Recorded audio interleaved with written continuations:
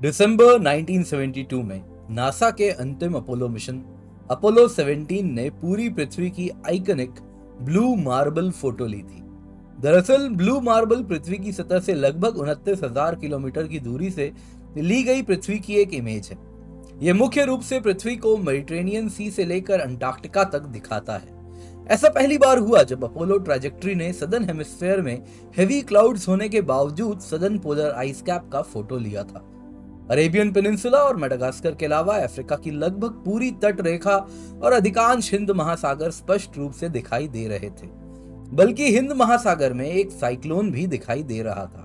इस तस्वीर में ऐसा प्रतीत होता है जैसे मानो पूरे अंतरिक्ष के कालेपन में केवल हमारा धरती प्रकाशित है। 50 साल बाद भी ये तस्वीर अब तक की ली गई most highly regarded, most famous और मोस्ट फेमिलियर पिक्चर्स में से एक है। इतना ही नहीं, ये इमेज ग्लोबल एनवायरमेंटल मूवमेंट का प्रतीक भी बन गया है। लेकिन अफसोस, वो चित्र अब एक ऐतिहासिक कलाकृति बन के रह गया है। 50 साल बाद 8 दिसंबर 2022 को नासा ने अपने डीप स्पेस क्लाइमेट ऑब्जर्वेटरी से लगभग 1.5 मिलियन किलोमीटर दूर पृथ्वी की एक नई छवि ली। इस इमेज में क्लियरली अर्थ पर आए चेंजेस को देखा जा सकता है। सवाल उठता है कि 50 सालों में किस तरह अर्थ के इमेज में बदलाव आया है। आखिर इन चेंजेस से क्या प्रतीत होता है? क्या ये इमेज पृथ्वी के विनाश की तरफ इशारा करता है? और क्या अर्थ पर होने वाला इन बदलाव से हमें एनवायरनमेंट को बचाने की प्रेरणा मिल सकती है? इस वीडियो में हम इन्हीं सवालों के जवाब ढूंढने की कोशिश करेंगे। ये टॉपिक आपके यूपीएससी GS3 में एनवायरनमेंट और कंजर्वेशन के लिए भी महत्वपूर्ण है। तो चलिए वीडियो शुरू करते हैं। दोस्तों, अंतरिक्ष से पृथ्वी की जब फर्स्ट पिक्चर्स ली गई थी तो उन इवेंट्स को काफी हिस्टोरिकल माना जाता है। 1966 में रोबोटिक लूनर ऑर्बिटर 1, जो चंद्रमा की परिक्रमा करने वाला अमेरिका का पहला अंतरिक्ष यान था, उसने पार्टली शैडोड अर्थ की एक ब्लैक एंड व्हाइट इमेज सहित कुछ अर्ली इमेजेस भेजी थी। अगले वर्ष 1967 में ATS-3 नामक एक उपग्रह ने पृथ्वी की पहली रंगीन इमेजेस ली। उसके बाद 1968 में अपोलो 8 के क्रू अंतरिक्ष से पृथ्वी को देखने और तस्वीरें लेने वाले पहले इंसान बने। उन्होंने अपने कैप्सूल के विंडो से कई तस्वीरें ली, जिनमें अर्थ राइज के नाम से मशहूर तस्वीर भी शामिल है।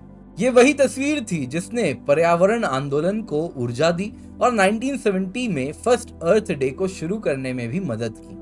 प्रत्येक वर्ष 22 अप्रैल को आयोजित होने वाले अर्थ डे में अब दुनिया भर के 1 अरब से अधिक लोग पर्यावरण संरक्षण का समर्थन करने वाली गतिविधियों में शामिल होते हैं। साथ ही 1972 में नासा ने पूरी पृथ्वी की एक इमेज लेने का संकल्प लिया, क्योंकि अपोलो 17 के अर्थ ऑर्बिट से दूर चले जाने के कारण अर्थ का कंप्लीट इमेज लेना अब पॉसिबल माना जा रहा था। सूर्य द्वारा प्रकाशित और 33,000 किलोमीटर की दूरी पर ली गई पृथ्वी की एक ऐसी तस्वीर सामने आई जिसमें अंतरिक्ष से अंटार्कटिका का फर्स्ट व्यू शामिल था। इतना ही नहीं, इमेज यूरोप या अमेरिका के बजाय अफ्रीका पर फोकस कर रही थी, जिस कारण ये तस्वीर ग्लोबल जस्टिस के लिए एक फोटोग्राफिक मैनिफेस्टो बनता नजर आया। नीली रोशनी, पानी और बादलों से प्रभावित इस इमेज ने एक अनूठा वातावरण जारी किया जिसमें मानव गतिविधि के कोई संकेत नहीं दिखाई दे रही थी। मानो धरती मनुष्य के बिना कितनी रंगीन और खूबसूरत है।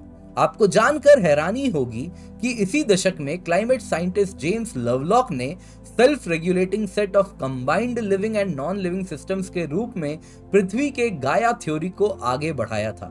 गाया हाइपोथेसिस ये मानता है कि अर्थ और उसके बायोलॉजिकल सिस्टम्स एक ह्यूज सिंगल एंटिटी के रूप में व्यवहार करते हैं।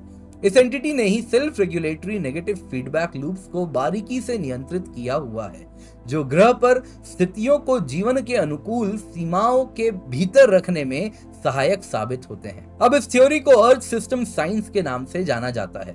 यह थ्योरी पृथ्वी, उसके बायोस्फीयर और उसके चेंजिंग क्लाइमेट की वैज्ञानिक समझ को एकजुट करता है।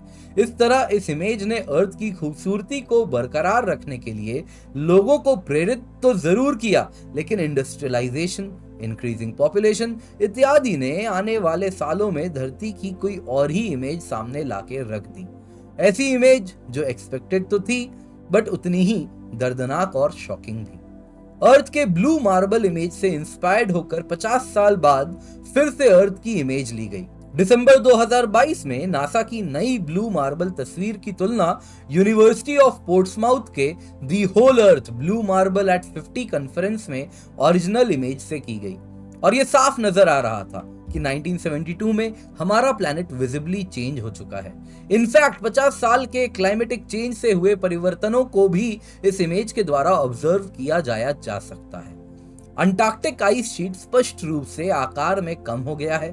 भले ही अंटार्कटिक पेनिनसुला पर लार्सन आइस शेल्फ का नुकसान इस पर्टिकुलर इमेज में दिखाई नहीं दे रहा है, परमानेंट आइस शीट और सीजनल सी आइस के बीच अंतर करना भी मुश्किल होता नजर आ रहा है। ओरिजिनल इमेज में ईरान में ज़ैग्रोस और सेंट्रल माउंटेन रेंजेस पर कुछ बर्फ दिखाई देती थी, वहीं न्यू इमेज में ये बर्फ पूरी तरह से गायब हो गई है। अफ्रीकन ट्रॉपिक्स में डार्क ग्रीन वेजिटेशन में रिडक्शन सबसे उल्लेखनीय है, विशेष रूप से उत्तरी सीमा पर। नॉर्दर्न सहारा में लेक चड की डार्क शैडो का सिकुड़ना भी ऑब्जर्व किया गया है और फॉरेस्ट वेजिटेशन अब सैकड़ों मील आगे दक्षिण में शुरू होती दिखाई दे रही है, जो ये दर्शाता है कि वेजिटेशन काफी हद तक रिड्यूस हो गए हैं। साथ ही ये ऑब्जर्वेशंस नॉर्थ अफ्रीका के साहिल क्षेत्र में डिजर्टिफिकेशन के एविडेंस को भी सपोर्ट करते हैं।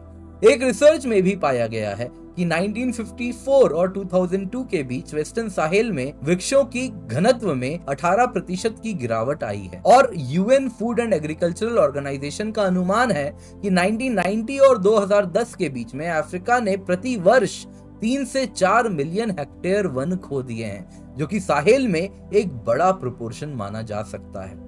मेडागास्कर का कभी हरा भरा रहने वाला लैंडस्केप अब मुख्य रूप से ब्राउन हो चुका है। अपनी इकोलॉजिकल रिचनेस के लिए लंबे समय से प्रसिद्ध मेडागास्कर को अब एक बायोडाइवर्सिटी हॉटस्पॉट के रूप में वर्गीकृत किया गया है। आप तो जानते ही हैं कि बायोडाइवर्सिटी हॉटस्पॉट ऐसा टर्म है जो सिग्निफिकेंट लेवल्स ऑफ बायोडाइवर्सिटी वाले रीजन को दिया जाता है जब वहां रैपिड हैबिटेट लॉस उस क्षेत्र को थ्रेटन कर देता है। मेडागास्कर में विशेष रूप से पाए जाने वाले कई स्पीशीज, जिनमें मेलागासी जायंट जंपिंग रैट भी शामिल है, अब विलुप्ति के कगार में आ चुके हैं। 2007 और 2019 के बीच उनकी जनसंख्या में 88% की गिरावट देखने को मिली है। खैर, ओरिजिनल ब्लू मार्बल तस्वीर एक ऐतिहासिक मोड़ का प्रतीक है। अनलिमिटेड प्रोग्रेस में विश्वास से लेकर ग्रहों के वातावरण की सीमाओं को समझने तक। वैसे तो आज अधिकांश सैटेलाइट टेक्नोलॉजी पृथ्वी को सर्व करने और समझने पर फोकस कर रहे हैं और अंतरिक्ष अन्वेषण ने पुष्टि कर भी दी है कि हम कितने अनोखे ग्रह में रहते हैं, लेकिन उसकी कद्र हम नहीं करते। पूर्व स्टार ट्रेक एक्टर विलियम शैटनर ने 2021 में अंतरिक्ष में अपनी संक्षिप्त यात्रा पर इस रियलिटी को काफी अच्छे रूप से महसूस किया। अपनी वापसी पर उन्होंने टिप्पणी की, मैंने पाया कि सुंदरता वहां नहीं है, ये हम सभी के साथ यही मौजूद है। 50 साल के एनवायरमेंटल डिग्रेडेशन के साक्ष्य हमारी अब आंखों के सामने हैं। अंतरिक्ष मिशन जो वास्तव में अब मायने रखता है वो पृथ्वी को बचाने का मिशन ही है।